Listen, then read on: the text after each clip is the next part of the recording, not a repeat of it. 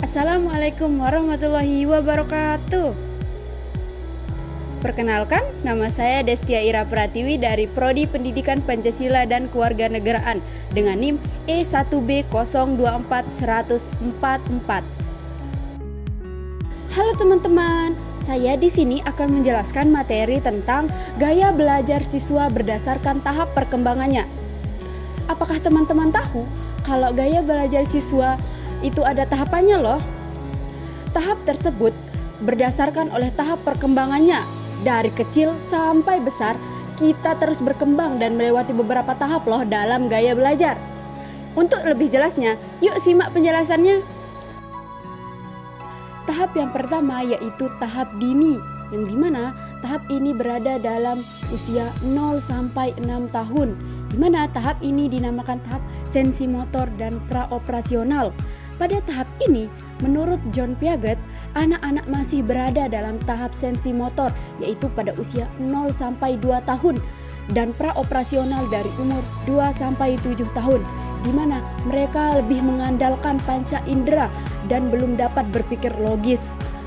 Gaya belajar anak usia dini sangat bergantung pada eksplorasi langsung, gerak fisik, dan stimulasi visual. Adapun tahap pembelajaran yang dapat dilakukan yaitu pertama, gunakan media konkret, gambar, dan permainan edukatif. Yang kedua, gunakan cerita dongeng sebagai alat belajar visual dan emosional. Yang ketiga, fasilitas kegiatan bermain pada eksplorasi lingkungan. Lanjut teman-teman, yang kedua, pada usia sekolah dasar dari umur 7 sampai 12 tahun. Yang dimana tahap ini dinamakan tahap operasional konkret, di mana anak-anak pada usia ini mampu berpikir logis, namun masih membutuhkan benda konkret untuk memahami konsep abstrak. Mereka belajar dengan baik melalui pengulangan, demonstrasi nyata, dan hubungan sebab akibat sederhana. Adapun gaya yang dapat dilakukan pada tahap ini yaitu yang pertama, gunakan pendekatan berbasis tugas, eksperimen langsung, dan media visual. Yang kedua, libatkan siswa dalam proyek kelompok sederhana. Yang ketiga, beri umpan balik positif untuk membangun kepercayaan diri pada masing-masing siswa. Baik teman-teman, kita lanjut ke tahap selanjutnya. Apakah teman-teman penasaran dengan tahap ketiga ini?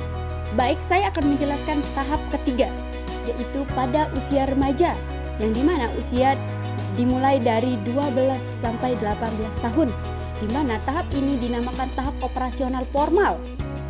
Tahap operasional formal ini, remaja mulai mampu berpikir abstrak, memecahkan masalah secara logis, dan melakukan refleksi mendalam. Mereka cenderung mengembalikan gaya belajar yang lebih analitis, independen, dan berbasis minat pribadi. Apakah teman-teman penasaran apa sih pembelajaran yang dapat dilakukan pada tahap ini? Ada 3 yang dapat dilakukan pada tahap ini, yaitu yang pertama, berikan ruang diskusi, debat, proyek pribadi, dan penulisan efektif. Yang kedua, gunakan pendekatan kolaboratif untuk memperkuat pembelajaran sosial. Yang ketiga, fasilitas motoring dan bimbingan untuk mendukung pencarian identitas.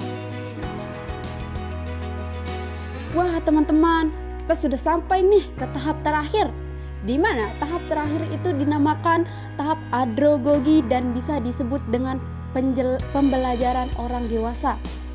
Menurut Malcolm Powers menekankan bahwa ada 4 pembelajaran dewasa.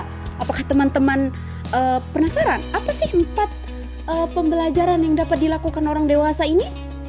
Apakah teman-teman termasuk orang dewasa ini? Yang pertama, belajar berdasarkan pengalaman. Apakah teman-teman mempunyai pengalaman?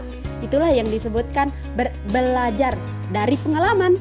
Yang kedua, bersifat mandiri. Kalian harus belajar mandiri, jangan tergantung pada orang terus. Yang ketiga, berorientasi pada pemecahan masalah nyata. Misalnya kalian mempunyai masalah nyata, kalian harus memecahkannya sendiri, jangan menyuruh orang lain. Yang keempat atau yang terakhir, membutuhkan refleksi langsung terhadap kehidupan atau pekerjaan. Teman-teman pasti punya pekerjaan kalau sudah dewasa nanti. Makanya teman-teman harus belajar secara mandiri. Oke? Pada tahap ini, gaya belajar sangat personal dan efektif.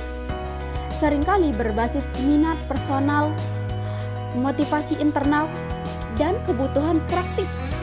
Adapun pembelajaran yang dapat dilakukan yaitu: pertama, gunakan pendekatan proyek, studi kasus, pelatihan praktik, dan diskusi kritis. Yang kedua, fasilitas pembelajaran fleksibel, yang dimana fasilitas fleksibel ini yaitu online, bimbel, dan lain sebagainya. Yang ketiga, libatkan pengalaman nyata sebagai materi pembelajaran.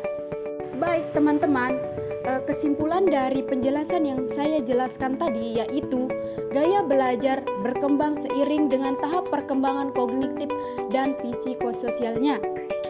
Dengan memahami teori-teori perkembangan dari Piaget hingga Cowers, guru dan pendidik dapat menyusun pendekatan yang lebih tepat dan efektif. Baik teman-teman, apakah kalian sudah paham atas penjelasan saya? Yaitu ada 4 gaya belajar siswa terhadap perkembangannya. Jika kalian belum mengerti atau kurang paham terhadap materi yang saya jelaskan tadi, boleh komen di kolom komentar. Kita diskusi di sana ya. Ya, sampai di sini perjumpaan kita. Terima kasih telah menonton dan mendengar penjelasan dari saya. Saya Destia Ira Pratiwi, izin pamit dan terima kasih. Assalamualaikum warahmatullahi wabarakatuh. Bye-bye teman-teman.